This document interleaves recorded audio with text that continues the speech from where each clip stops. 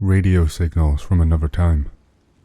In our physical world, certain events defy the usual rules we're accustomed to. Some accounts suggest that people or animals can slip through time, remaining alive and reappearing in another era, often in a different location. Much like the movie Ivan Vasilyevich Changes Profession, those occurrences seem to break through both space and time. Some newspapers and magazines have documented such instances. For example, it's reported that certain historical paintings contain objects that appear to be from the future. In one 19th century painting, there is something resembling a cell phone, and in a 17th century portrait, a necklace displays coins that weren't minted until the 20th century.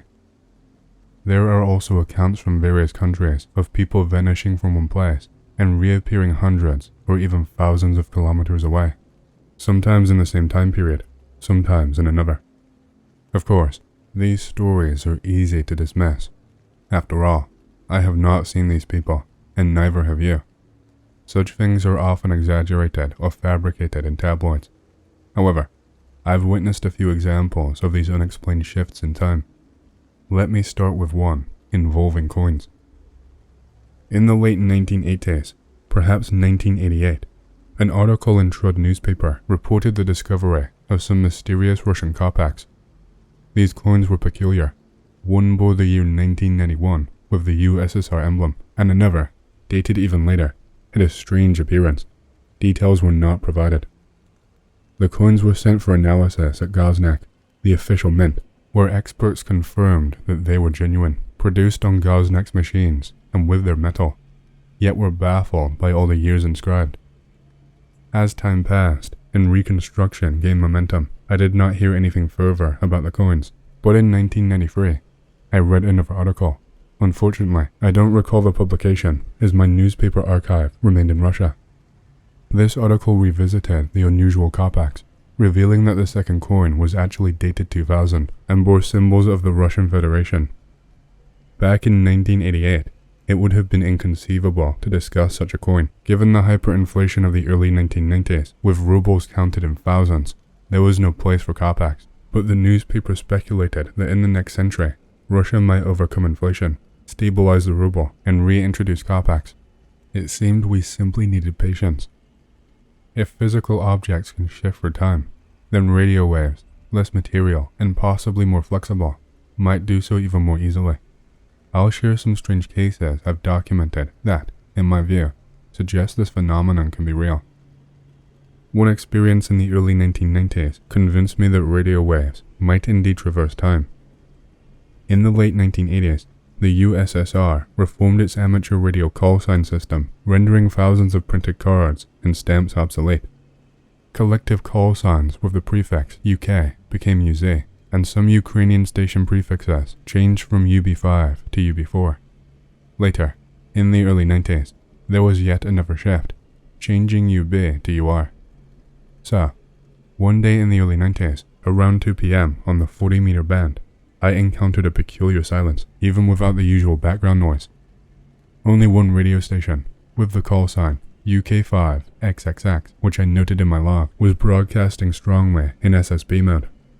At first, I assumed it was a pirate broadcast, but since the frequency was empty, I decided to connect. Then, I heard another station with an old UK3 XXX call sign calling the UK5 station. They began discussing regular amateur radio topics. Soon after, a UB5XXX station joined them, and the three engaged in conversation. I thought, what a bold pirate round table, taking advantage of reconstruction. I waited, expecting a legitimate operator to cut in and call them out, but no one did. Curiosity got the best of me, and I called them myself, hoping to figure out these unusual call signs. But as soon as I tried, the stations went silent, vanished, as if switched off. I scanned the band, but all I found was static, which soon returned to the usual background noise, and contemporary stations began to fill the air again. Signals from the past might help explain the long-delayed echo phenomenon, as these signals seem to return without any distortions. I'll share one more example of working with stations from the past. As a student, I attended courage lessons where veterans spoke about their experiences. I met a military radio operator who shared a story of encountering an LDA as described in certain studies. He remembered the incident vividly, recounting it often because it had saved his life. He claimed that such odd transmissions weren't rare among radio operators, but those who reported them sometimes vanished afterwards. So, most people who experienced LDE incidents learned to keep them quiet. This radio operator shared a story about his friend, another military radio operator, who, after the war, received an amateur radio call sign and began broadcasting. One day, he overheard his former military comrades using their military call signs on the air and even managed to contact them. After that experience, he stopped pursuing amateur radio and gave away his equipment. His receiver, however, could no longer pick up any signals at all.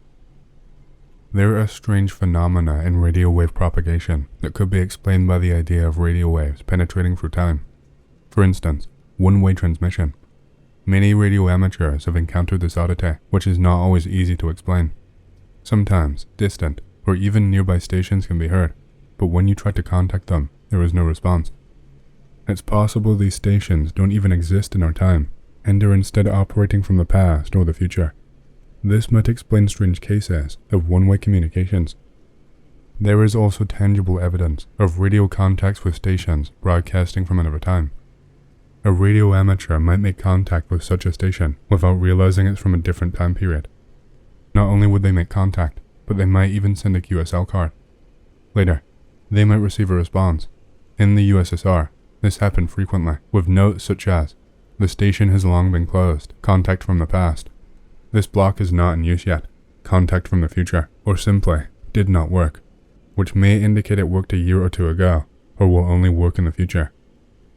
Many active radio amateurs may have received strange QSL cards indicating a contact that does not seem to have happened yet.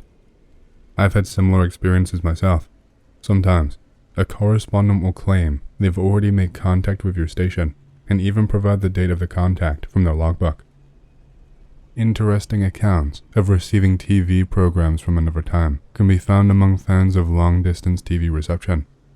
In the 1950s and 60s, long-range TV reception was quite popular in the USSR. Enthusiasts would sometimes pick up strange broadcasts that defied explanation. A friend of mine from Belgorod, with whom I worked at a local enterprise, was one such enthusiast. He told me he had received several unusual TV programs featuring people dressed in ways completely different from the fashion of the time, and everyday objects that appeared unfamiliar. In these strange broadcasts, the minute hand of the clock in the studio did not match the real time. Of course, the hour hand would be different due to time zone differences, but the minute hand should have been accurate. At that time, recorded programs weren't aired live, and enthusiasts would photograph their TV receptions and exchange information with other fans across the USSR. My friend sent photos of these odd programs to others who shared the same interest. It turned out he wasn't the only one picking up such strange broadcasts. Sadly, these photos are likely in the KGB archives, unless they were destroyed over time. In the mid-1970s, the reception of long-range TV was unofficially banned in the USSR. While it was still possible to receive broadcasts from capitalist countries, the only magazine for radio enthusiasts in the USSR, Radio, stopped publishing diagrams for TVs, antenna amplifiers, and long-range reception antennas. Books about long-range TV were removed from libraries, and radio magazines containing related content were also withdrawn. The authorities did not ignore long-range TV enthusiasts. One day, after this ban was enforced, my friend was summoned to the KGB from his workplace for a lengthy discussion. They strongly advised him not to engage in long-range TV reception, especially not to attempt receiving broadcasts from capitalist countries hostile to the USSR.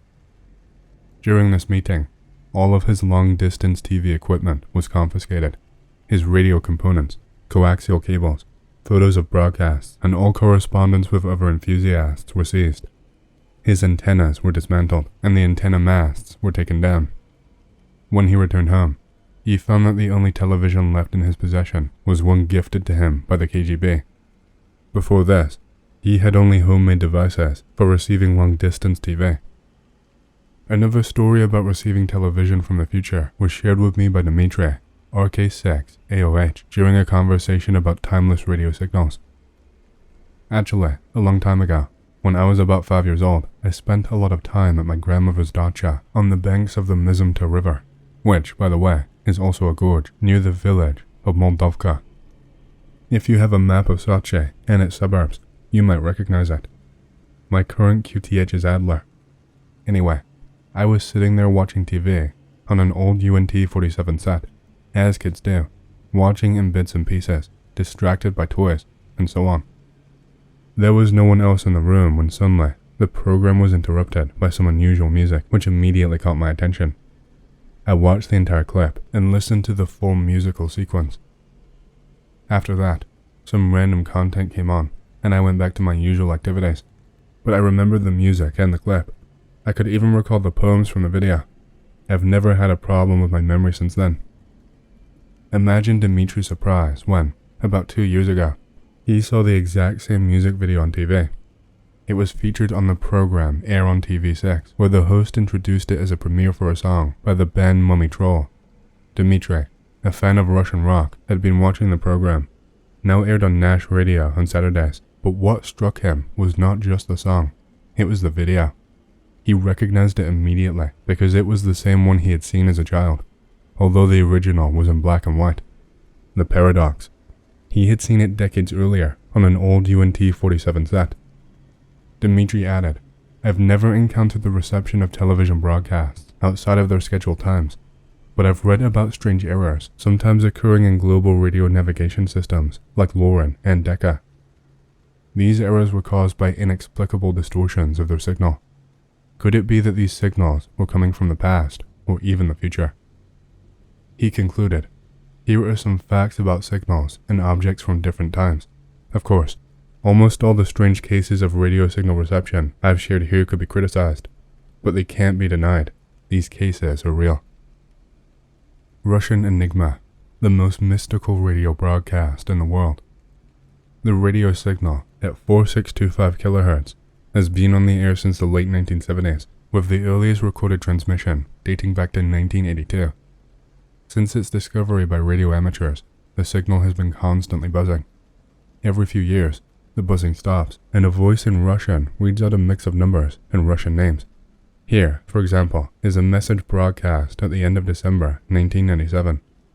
"I am UVB76. I am UVB76. 18008. Bromal. 74279914. Boris, Roman, Olga, Mikhail, Ann, Larissa. 74279914. Instead of ceasing broadcast with the collapse of the USSR, UVB76 became even more active. Since the turn of the century, voice broadcasts have become increasingly frequent. The first thing that comes to mind is that the broadcast is some kind of message that was recorded once and has been played every time since.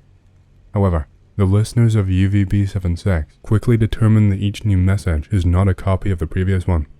The buzzing is created manually each time. UVB76 owes its current interest primarily to 4chan and the export. This is a place where all things mystical and paranormal are discussed. It is from there that most of the information about UVB76 comes to the outside internet. In 2010, the volume of internet discussions about the broadcast increased many times over. This was due to the fact that UVB76 began to issue messages almost every month. A piece from Swan Lake, a female counting from 1 to 9, a question mark in Morse code, and strange telephone conversations. All this could be heard on the frequency of 4625 kHz. Recording of the broadcast was Swan Lake in 2010. All this activity occurred just before the most significant event in the history of observation of UVB76 since the 70s, when it was first discovered. In October 2010, the station changed its location. It seems that the increased activity and the move were somehow connected. At the new location, the broadcast changed its call sign to MDZ-HB. Previous attempts to locate the transmitter led to a Russian military base near the village of Povarovo, 19 kilometers from Moscow. After the signal changed location, several groups of researchers and people interested in UVB76 tried to get into the bunker from which the signal was broadcast for 40 years. When they arrived in the village, one of the locals told a story about a storm in 2010. One night, a very dense fog covered the village, and all personnel of the military base were evacuated within 90 minutes. Once the researchers entered the base, they found it completely abandoned. Personal belongings and equipment were scattered everywhere, and the bunker was flooded. One group of researchers described the bunker as a quiet and dark place, like a labyrinth with many corridors and rooms. A notebook was found that contained a log of all UVB76 broadcasts. The mystical signal that had astonished the world for 40 years now had physical proof, and its connection to the Russian army was confirmed. However, the secret of the signal has still not been solved to this day. Periodically, various messages appear on this frequency. Listeners around the world tune their receivers or listen to the signal online every day. Along with the increased interest in the broadcasts themselves, attempts to find a new location for the transmitter have not stopped. However, according to the latest research, the signal is now being broadcast from several locations in Russia. Here are the three most likely ones. The most likely candidate is the Pskov region. Multiple attempts to detect the signal led here. There is also a new theory among those interested in UVB76. It is possible that the signal is somehow connected to the state radio station, Voice of Russia. One of the possible sources of the UVB76 signal was detected very close to an antenna southeast of Kolpino. This equipment is used by the Russian government to broadcast radio throughout the country. One of the first messages from UVB76 after the move was a piece from Swan Lake. At the same time, the instrumental part from Swan Lake is very popular with Voice of Russia radio. Although the old location of the signal was found and investigated, the purpose of this broadcast remains unknown. And as with any mystical thing, this is fertile ground for various conspiracy theories. Perhaps the most official explanation ever given is a scientific paper published by the Borok Geophysical Observatory. This government agency is a branch of the Russian Academy of Sciences. They explain that the signal is being generated by the observatory, which uses a frequency of 4625 kHz to measure changes in the planet's ionosphere. A favorite theory among fans is that the UVB76 signal is an audible version of the so-called dead man switch system. In the event of a nuclear strike that leaves military command without direction, this system is supposed to automatically launch a counterstrike. While the existence of such a system is not in doubt, it would be naive to assume that the buzzer is the sound of an imminent nuclear apocalypse. The most likely theory for the origin of the UVB76 signal is that it is a communication system used by the military in Western Russia. The coded messages are orders for various military units, making it easy and cheap to get information to several places at once. As for the buzzer, it is believed that it is simply a marker to fill the airwaves and prevent others from using the same frequency. Given that this information is on display, it is safe to conclude that the signal is not part of the dead man switch system and is not hidden at all. It turns out that for many years, the internet has been listening to the communications of Western units of the Russian army, and despite the fact that the secret of the UVB76 has been revealed, many people continue to listen to the broadcast in the hope of catching this or that secret and mystical message. For those who know the truth, this is nothing more than an amusing social phenomenon. However, for visitors to X and radio amateurs, UVB76 is something more. For them, it is a signal of the impending apocalypse, an international spy network, or a secret Russian space experiment. Whether you believe it or not, it is difficult to deny the fact of mixed feelings when you hear unreal and seemingly otherworldly messages from UVB76. SOS Signal, April 15th, 1972, a phantom call from the Titanic. On April 15th, 1972, a strange and unsettling event occurred when Lloyd Detmer, the radio operator aboard the American battleship Theodore Roosevelt, received an SOS signal.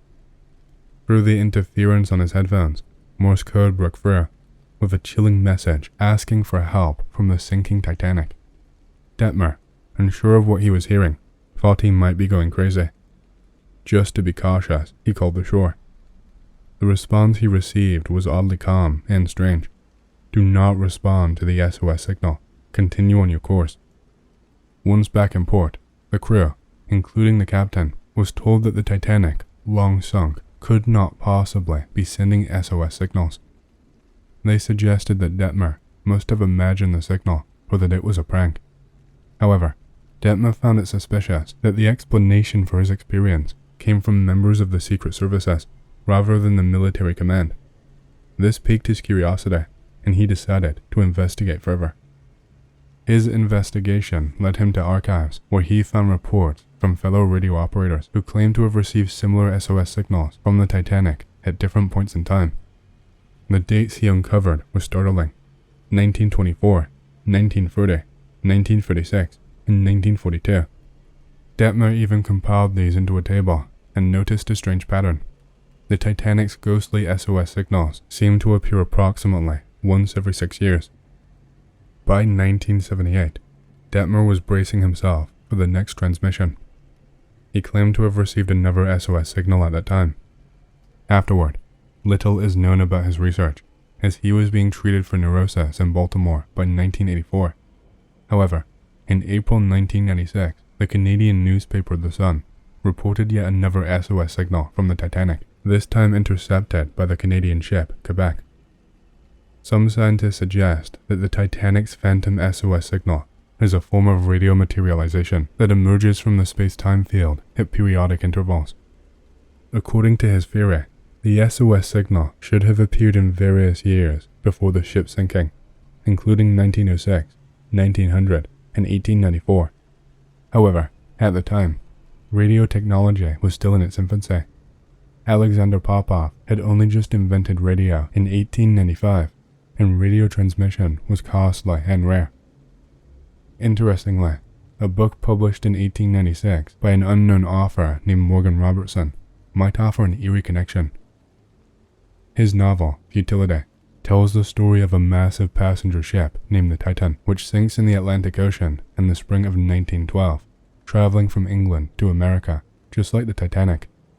Could this be a case of premonition, or is it a strange coincidence? Some more speculative researchers believe that Captain Edward Smith of the Titanic might have received his own SOS signal shortly before the disaster, explaining his odd behavior and sudden attempt to alter the ship's course. This could also explain why the Titanic's distress signal was transmitted with a delay of about 2 hours. Here is how the timeline breaks down. The Olympic and Carpathia ships received the Titanic's SOS signal at 11:17 p.m. on April 14, 1912. The Titanic sank at 2:20 a.m. on April 15th, and the Carpathia arrived at the site of the disaster at 4:38 a.m. However, this timeline does not entirely match up. The Titanic struck the iceberg at 11:40 p.m., meaning it could not have sent an SOS signal 23 minutes earlier. The ship began calling for help around midnight, but this distress signal was heard by the ship Cincinnati, which was 900 kilometers away. This discrepancy adds to the mystery. Was the Titanic sending out a phantom SOS that was intercepted by the Olympic and Carpathia, or was there a real, delayed distress signal picked up by the Cincinnati? The timeline and the fact that these signals seem to manifest sporadically over time only add to the enigma surrounding the Titanic's tragic fate.